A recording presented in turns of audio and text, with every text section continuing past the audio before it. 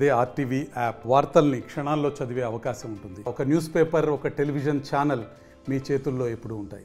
వక్ఫ్ board చట్ట సవరణ బిల్లును వ్యతిరేకిస్తూ భారత కమ్యూనిస్ట్ పార్టీ చేపట్టినటువంటి దేశవ్యాప్త ఆందోళనలో భాగంగా ఈరోజు కడప ఆర్డీఓ కార్యాలయం వద్ద నిరసన కార్యక్రమాన్ని నిర్వహిస్తూ ఉన్నాం.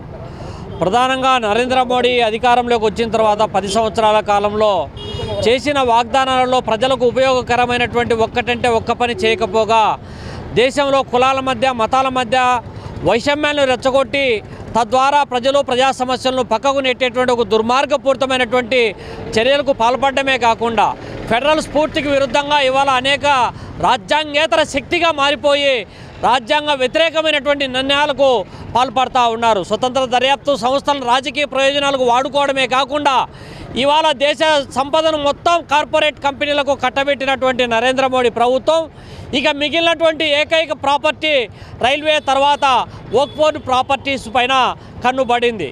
ఈ వక్ఫ్ బోర్డు ప్రాపర్టీస్ను కూడా ఏదో ఒక రూపంలో తన పెంపుడు సంస్థలైనటువంటి అంబానీ ఆదానీ కంపెనీలకు కట్టబెట్టడానికి ఒక ఆలోచన పన్ని ఒక కుట్రపూరితంగానే వక్ఫ్ బోర్డు చట్ట సవరణ బిల్లు పైన దృష్టి సారించి సవరణ చేయడానికి పూనుకోవడం జరిగింది. అర్ధరాత్రి అపరాత్రి పార్లమెంటును రాజ్యసభను బుల్డోజ్ చేసి చట్టాలను సమూలంగా మార్పులు చేయడం అనేటువంటిది దుర్మార్గపూరితమైనటువంటిది, రాజ్యాంగ వ్యతిరేకమైనటువంటిది, ప్రజాస్వామ్య వ్యతిరేకమైనటువంటి చర్య.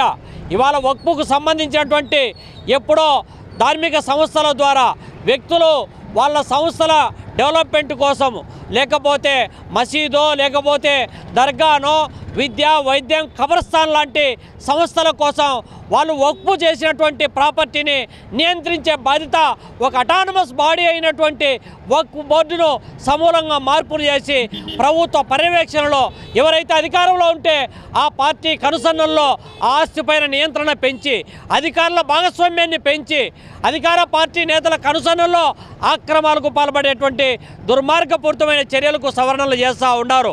ఇంకోవైపు ఈ చట్టంలో ఉన్నటువంటి సవరణలలో ఎవరైతే ధార్మిక సంస్థలో వక్ఫ్కు సంబంధం లేనటువంటి వ్యక్తులను తీసుకొని వచ్చి దాన్ని చొరబాటు ప్రక్రియగా పాల్పడుతూ ఉన్నారు. ఇవన్నీ కూడా కేవలము అధికారుల పర్యవేక్షణ పేరుతో, అధికారుల భాగస్వామ్యం పేరుతో, అధికార పార్టీ నేతల భాగస్వామ్యం పేరుతో ఇవాళ వక్ఫ్ బోర్డు ప్రాపర్టీస్ను ఏకకాలంలో కొట్టేయడానికి కావలసిన కార్యాచరణ తప్ప ఇంకొకటి కానే కాదు. ఒక పక్క చట్టం చేసినారో లేదో ఇవాళ ఏపీ గవర్నమెంటు 1000 ఎకరాల భూములు అమ్మకానికి పెట్టింది. కాదు అమ్మకానికి కాదు, లీజ్ అని చెప్పి బుకాయించేటువంటి పరిస్థితి ఉంది. ఈ రాష్ట్రంలో ఈ దేశంలో 99 సంవత్సరాల లీజ్ అగ్రిమెంట్ పైన ఇచ్చిన 1 సెంటు జాగాను ప్రభుత్వం ఏమైనా స్వాధీనం చేసిన దాఖలాలు ఉన్నాయంటే లేవని చెప్పొచ్చు. అంటే లీజు పేరుతో ఇవాళ వక్ఫ్ బోర్డు ప్రాపర్టీని ఏకకాలంలో కొట్టేయడానికి కావలసిన చర్యలు తప్ప ఇంకొకటి కానే కాదు.